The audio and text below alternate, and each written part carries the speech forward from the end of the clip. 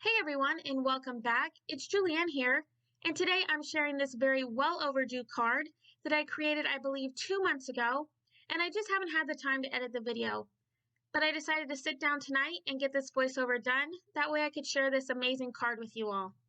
For my card today, I am going to be using a variety of older products that I have in my craft room. The Floral Focus stamp and coordinating die set, the Sending Prayers stamp and die set as well. And finally, I will be using the crosshatch polka dot background stamp, and all three of these products are from My Favorite Things. So let's just jump right on in and get started. I'm going to be starting out my card today by stamping out that large, beautiful floral found in the Floral Focus stamp set. And I'm going to be stamping that a total of 2 times, both with some Memento Tuxedo black ink. That way I can do some Copic coloring. Since this is a new stamp set, I am going to first wipe it down using my Lawn Fawn chamois, just to make sure that there's nothing on my stamp, especially dog hair, because I promise y'all I have two mini Australian Shepherds, Binks and Mona, and they shed so much. But back to the card. I am going to be stamping each of my images a total of 2 times, just to make sure I get that really nice black outline that I love around both of my images. Once I had both of those stamped out, I'm then going to start working on my Copic coloring. I knew that I wanted to have a teal background for my card, so I played around with a few different color combinations to decide which looked best before deciding on my RV color combination that you see here. Now, normally I do start out with my lightest color, working my way out to my darkest, and then back down to my lightest. But for my card today, I am going to be starting out with my darkest shade of RV34, doing a flicking-like motion from the base of each petal flicking out towards the edge, creating those shadows where the petals are overlapping, since there would be naturally a shadow there. Next, I am going to be coming in with my middle shades of RV11 and RV10 to deepen those shadows as well as extending that color throughout.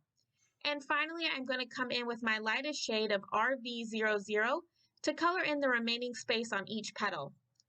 Now, I did feel as though my flowers really needed some more color, so I am going to be coming back in with those same exact shades in the same order to just deepen and brighten each flower.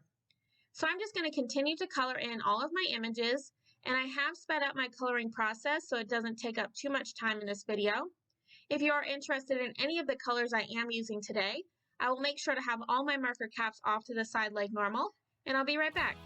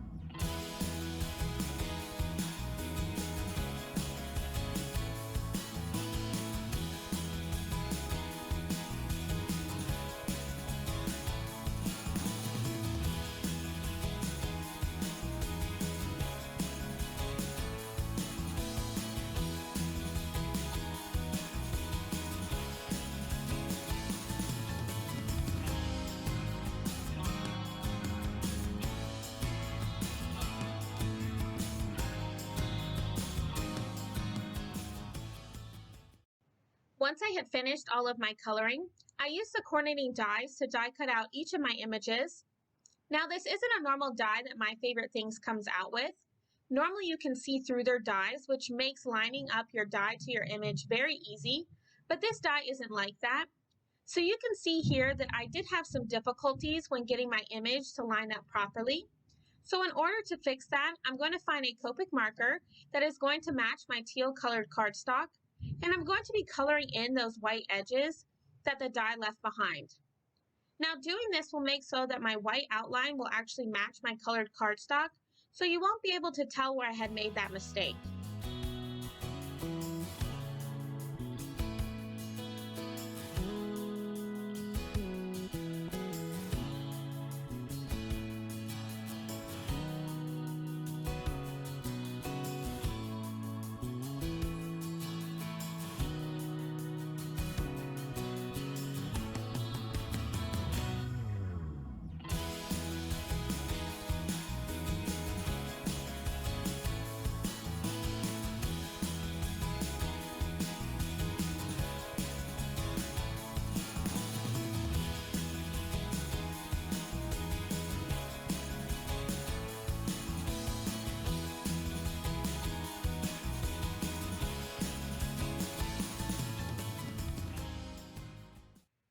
Once I have all of my outlines colored in, you can see here just how well it blends into my background. Now, to make sure that my images stand out from my background, as well as adding a little bit of added dimension to my card as well, I used the coordinating die set to die cut out some more of that teal colored cardstock, and I'm going to be adhering all of those die cut layers behind my colored images using some liquid adhesive. Now I wanted to add some texture to my background, and that's where that cross-hatched polka dot background stamp that I mentioned earlier is going to come in. Now I'm going to be placing my background stamp onto my work surface, facing upwards, and I'm going to be stamping it using some Versamark ink. Once I feel as though I have enough ink on my background stamp, I'm then going to lay my background panel onto that background stamp, and I'm going to press that cardstock down in order to get an impression. And then I'm going to be heat embossing my image using some clear embossing powder. Now, when it does come to embossing, you definitely want to make sure that your heat tool is good and ready before bringing it to your cardstock. So what I like to do is I just have mine off to the side heating up for about 20 to 30 seconds before I bring it to my cardstock to emboss. Now with my background as well as my embossing all done, I'm going to start working on assembling my card together. First, I'm going to be adhering those layers of die cuts that I showed you earlier, and I'm going to be adhering them all together using some liquid adhesive before I adhere them all down to my background panel using that same adhesive. Once I have the two large floral images all adhered to my background, I'm then going to give them a minute to dry, and then I'm going to be coming in with a pair of scissors, and I'm going to be trimming off any excess that there may be that's hanging off the edge. I am going to be keeping those pieces that I cut off because I felt as though there were some open spaces at the top and bottom of my background panel. So I'm going to be messing around with the placement before adhering them as well to my background. And again, I'll just trim off any excess that there is.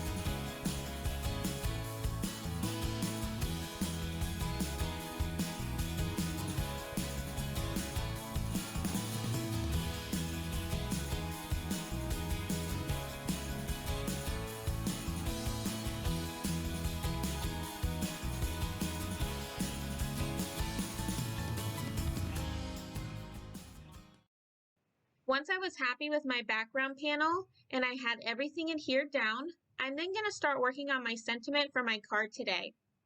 Using the prayer stamp set from My Favorite Things, I stamped one of the sentiments that's found in this set onto some matching pink colored cardstock using some more of that Memento Tuxedo Black ink. I also used a sentiment strip die to trim down my sentiment before adhering it to my card using some foam adhesive.